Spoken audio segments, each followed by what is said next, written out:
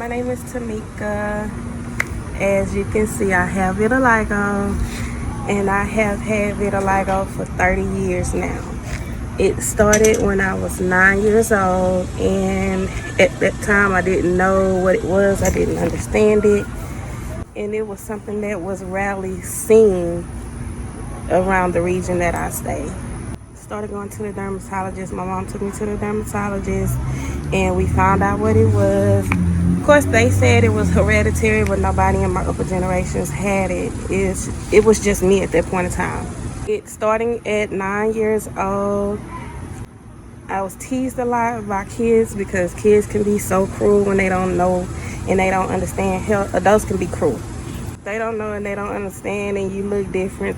Anybody can be cruel. I deal with a lot, and I've heard a lot, as I'm sure a lot of us who have vitiligo hear. Everything from, did I have lupus? Was I burnt?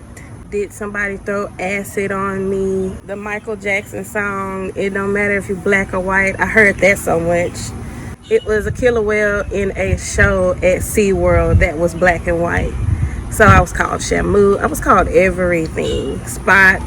Everything. It got to a point to where, like I said, my mom was taking me to a dermatologist. They started UV light therapy on me, but it was too strong for my skin. It started giving me 3rd-degree burns. So I told my mom I didn't want to do that anymore. My mom started buying makeup for me. I believe the makeup was called Derma Blend. I want to say at 12 years old, I started wearing Derma Blend. The only problem was I didn't know how to blend to find my perfect shade. And down here where I stay in Texas, that makeup didn't last all day. Especially with me going to school, I would sweat. And when I sweat, it would itch, and it was here and on my face that I had to wear it. You would see spots because I was scratching and it was coming off, and I got tired of that. I told my mom I don't want to do that. So I got to the point to where I told everybody, if somebody have a problem with the way I look and they don't accept me, I don't want them in my life. They can keep walking by me, pointing, talking about me all they want. I would ignore it. And I started to build a thick skin, which I call confidence. My confidence level went so far up that I forgot I had vitiligo. Right now I am fully covered. Spots here, this is my original skin color, and then I have a little here, but everything on me is fully covered. Like I said, I had it for the past 30 years. It didn't stop me from doing anything that I wanted to do. I have children. I am married. I've been married for the last 8 years in July. It was my attitude towards it. I did have rough days. I'm not gonna say every day was good and jolly and perfect. I had rough days. I had days where I wanted to cry. Even fresh out of high school, I had problems trying to find a job, and I thought it was because of my vitiligo. So I actually went down to the Social Security office to see if I could file it as a disability, but they said no. So I had to keep pushing and pushing and pushing. I wasn't gonna let my story end there. I kept pushing. I went to school. I had one of the highest GPAs in the school, but when I went out to interviews, I would get doors slammed in my face, left and right.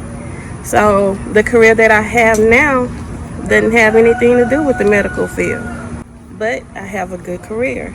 I have a good thing. I have great benefits. I'm able to support my family. I'm able to have good insurance so that my children can go to the doctor if they need to go to the doctor. And that's another thing. My children do not have vitiligo. My children are 18, 16, and 7. As far as I know, in my family, nobody in the upper generation have vitiligo. It's just me and 2 of my first cousins, which they are in my generation. So the hereditary part did not click with me or my family because nobody in my family and upper generations have it. Other than that, I just want anybody who is watching this video to stay encouraged, to try to find a good support system or a good friend, a good team of support systems, because it can get difficult to deal with. It can be very difficult to deal with. I found the easiest way to deal with it and to be happy and content about anything that you are going through or you're facing is to have a great support system. My family was a good support system, and my husband, he's the best. I love him. He made me better. So please find a good support system, even if it's somebody that you don't see every day or you're not close to, but they might have the same issue that you have or that we have. You can talk to them and they can talk to you, and y'all can encourage each other and build each other up. I'm so thankful that I got to share my story, and I hope that it's helped somebody that's watching right now.